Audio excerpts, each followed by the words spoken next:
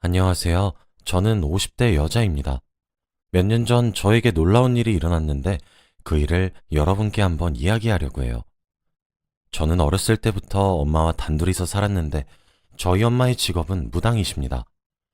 저희 엄마가 저를 낳고 얼마 지나지 않아서 신내림을 받게 되었고 어쩔 수 없이 무당이 되신 거죠. 저희 아빠는 엄마가 괴물이라며 도망쳤고 엄마 혼자서 저를 힘들게 키우셨어요. 지금은 아빠 얼굴도 기억이 나지 않습니다. 물론 연락도 하지 않고요.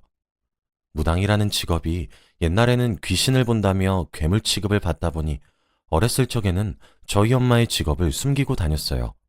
다들 저희 엄마가 무당이라고 하면 저까지 괴물로 볼 것 같았거든요. 엄마도 그런 제 행동을 이해했는지 운동회나 학부모 참관 수업을 하면 전혀 참석하지 않으셨습니다.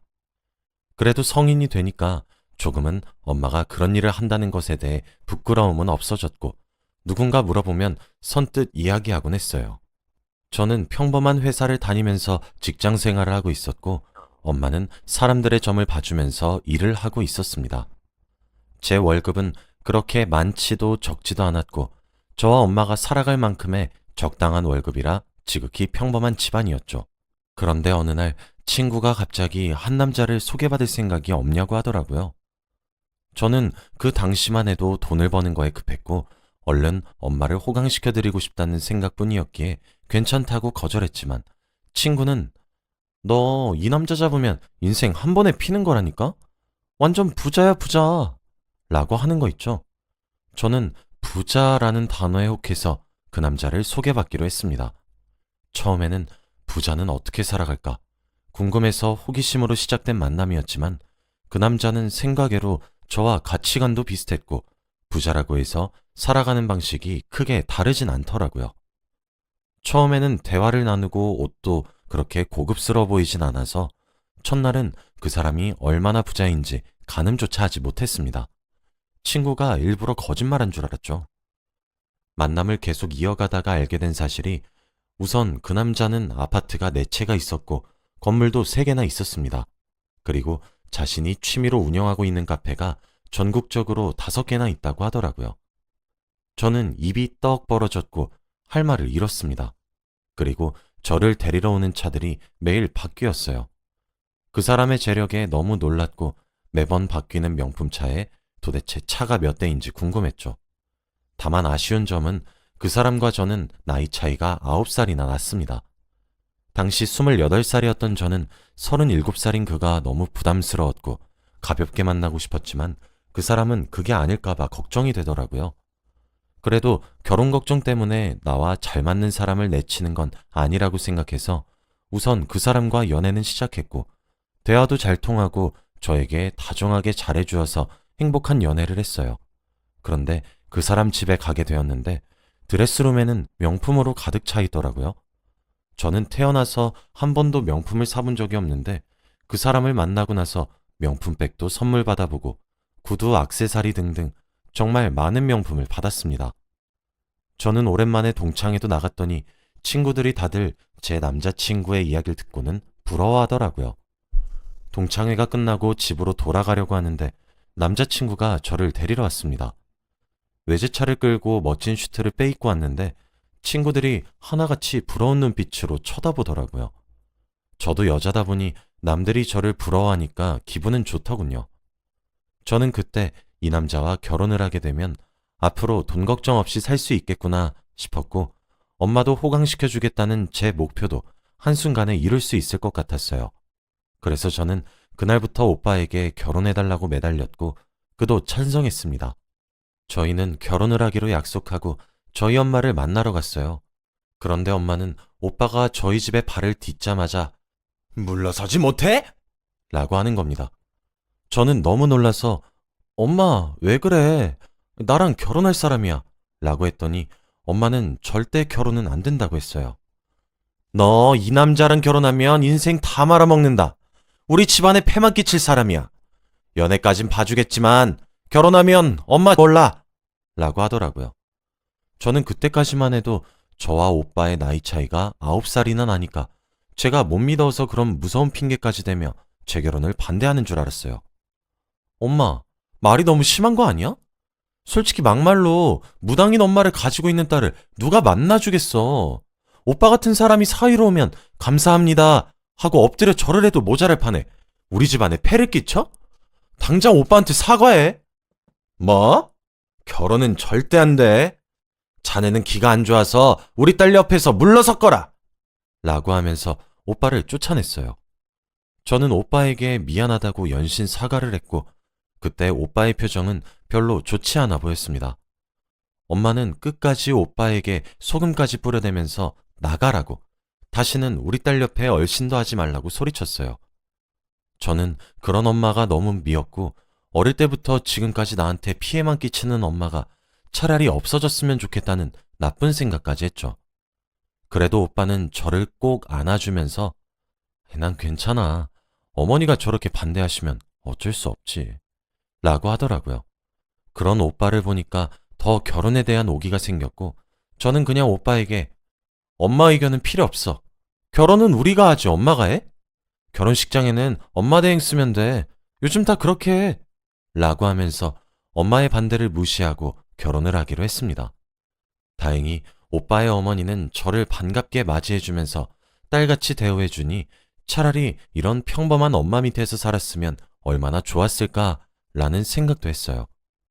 오빠의 아버지는 어렸을 적 돌아가셨다고 했습니다.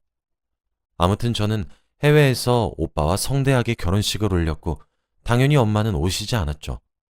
청첩장을 주려고 찾아갔지만 엄마는 너 작정했구나. 너 내 딸 맞니? 당장 이 집에서 나가! 라고 하며 저를 쫓아내시는 바람에 어쩔 수 없었어요. 그래도 아무리 반대하는 결혼을 한다고 해도 엄마의 극단적인 말에 너무 상처를 받았습니다. 그렇게 오빠와 결혼을 하고 한동안은 정말 부잣집 사모님처럼 명품 백에 명품 신발을 신고 매일같이 백화점에 갔어요. 당연히 다니던 직장은 그만두었고요. 그런데 한 2주 정도는 그렇게 살았는데 그 뒤부터 남편의 태도가 바뀌기 시작했습니다. 집에는 일주일에 한 번 올까 말까 싶었고 연락도 잘 안 돼서 어디서 뭐 하는지 전혀 몰랐죠.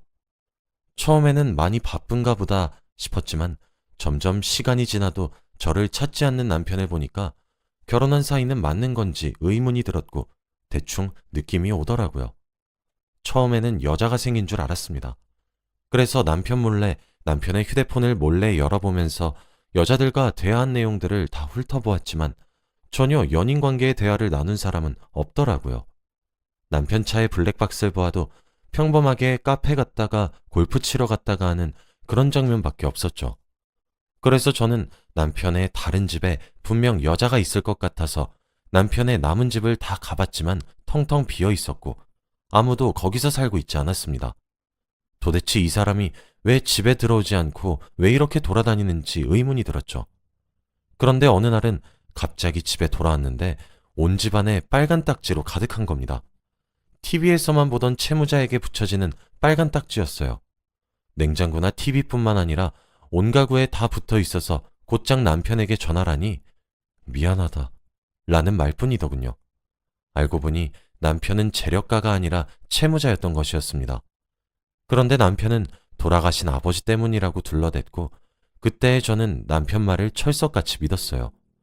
남편은 조금만 기다리면 금방 다 괜찮아질 거라고 저를 다독였고 당분간은 집에 못 들어온다고 했습니다. 그러더니 갑자기 저에게 2억만 빌려달라고 하더라고요. 오빠, 내가 지금 당장 2억이 어딨어. 결혼하고 직장도 다 그만뒀는데. 제발, 2억만 있으면 이 상황 다 끝낼 수 있어. 제발. 오빠는 가지고 있던 카페랑 건물 아파트를 다 팔아도 2억이나 부족하다면서 제발 부탁한다고 했어요. 남편의 간절함에 저는 어쩔 수 없이 지인들한테 사정사정해서 2억을 빌렸고 남편에게 빌려주었습니다. 그 뒤로 남편은 고맙다고 했고 금방 집으로 돌아오겠다고 했어요. 그런데 며칠이 지나도 집에 붙여져 있는 빨간 딱지는 떼어지지 않았고 남편은 제 전화를 받지 않았습니다. 그때 실감했죠. 남편에게 제대로 사기를 당했다는 것을요. 저는 너무 힘들어서 맨정신으로 살아갈 수 없는 지경까지 갔고 그래서 매일같이 술을 달고 살았습니다. 술을 먹으니까 엄마 생각이 굉장히 많이 나더라고요. 엄마가 그때 왜 그렇게 남편과의 결혼을 반대한 건지 이해가 갔습니다. 그런데 며칠 뒤 갑자기 한 통의 전화가 오더군요. 저는 남편에게 온 전화인 줄 알고 급히 받았더니 전화의 내용은 충격적이었습니다. 아, 김정숙 씨 따님분 되시죠? 여기 병원인데 어머니가 많이 위급하셔서 얼른 오셔야 할 것 같아요. 저는 너무 놀라서 얼른 병원으로 달려갔고 중환자실에 누워있는 엄마를 봤습니다. 그런데 오랜만에 본 엄마의 모습은 정말 충격적이었어요. 얼굴은 가죽만 있을 정도로 야위었고 온몸이 뼈만 남아 있었거든요. 저는 너무 충격적이어서 가녀린 엄마의 손을 잡고 펑펑 울었습니다. 그때 의사 선생님께서 어머니가 마음고생 너무 많이 하셔서 몸이 이렇게 야위신 거예요. 우선 저희가 할 수 있는 건 다 했고 어머니가 얼른 쾌차하시길 기다리는 것밖에 할 일이 없습니다. 라고 했죠. 저는 이제서야 엄마를 본 제가 너무 한심스러웠고 엄마에게 너무 죄송했어요. 남편에게 전화를 걸어서 오빠, 우리 엄마 지금 중환자실에 있는데 너무 야위었어. 제발 병원 와서 나랑 같이 있어줘. 어? 라고 하니 남편은 장모님이 날 안 좋아하시니까 병원에 가기 싫어. 라고 하는 게 아니겠습니까? 아니 어떻게 사위라는 사람이 장모님이 아프다는데 병원 한 번을 오지 않나요? 저는 그 남자의 그런 무책임한 행동을 보고 정말로 정이 떨어졌습니다. 그렇게 엄마는 사위 얼굴 제대로 보지도 못한 채 얼마 뒤 돌아가셨어요. 저는 장례식에는 그래도 남편이 와서 제 옆에 있어줄 줄 알았는데 장례식장에 발도 들이지 않았죠. 저는 그 사람에게 정말로 실망을 많이 했고 이혼을 하고 싶었더군요.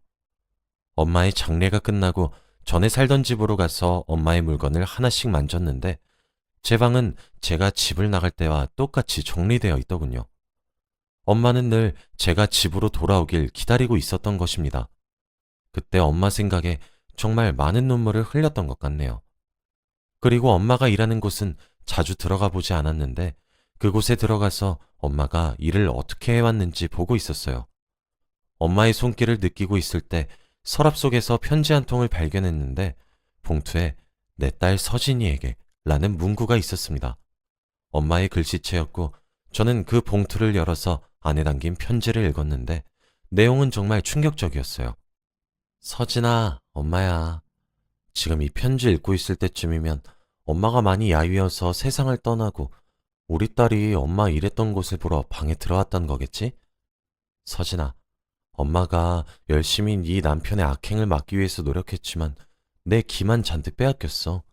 그 사람은 도저히 막을 수 없겠더라. 엄마가 많이 여의었었지? 그것도 다 네 남편과 너를 위한 행동들이었어. 서진아, 네 탓은 절대 아니란 걸 명심해. 그리고 마지막으로 제발 그 사람에게서 도망쳐. 엄마 하나로도 족하니까 제발 그 사람과 관계를 끝내렴. 엄마가 최선을 다해서 너에게 아무 피해도 가지 않게 해놨긴 했지만 그 사람의 기가 워낙 세서 혹시 몰라. 그러니까 도망쳐라 서진아. 라고 하면서 편지는 끝이 났어요. 몇 달 만에 본 엄마가 야위었던 이유가 바로 저를 위해서 구슬하고 저를 지켜주는 대신에 하늘에 있는 신에게 자신의 목숨을 담보 삼았다고 편지에 쓰여져 있었습니다. 그리고 그때 생각났어요. 엄마가 결혼 전 오빠와 결혼을 하면 엄마가 죽는다고 했던 말이요. 엄마는 그때 오빠와 결혼하면 자신이 죽게 되는 미래를 본 것이었던 것이죠. 저는 엄마를 죽인 사람이 저라는 생각에 죄책감이 들었고 엄마의 말을 듣지 않은 것이 너무 죄송스러웠습니다. 그 자리에서 편지를 끌어안고 펑펑 울면서 엄마에게 사죄했어요. 엄마는 죽을 때까지 저를 생각해서 자신의 목숨까지 바쳐가며 저를 구하신 거였죠. 저는 엄마가 편지에 남긴 도망치라는 말을 실행하기 위해 남편과 이혼 절차를 밟으려고 했습니다.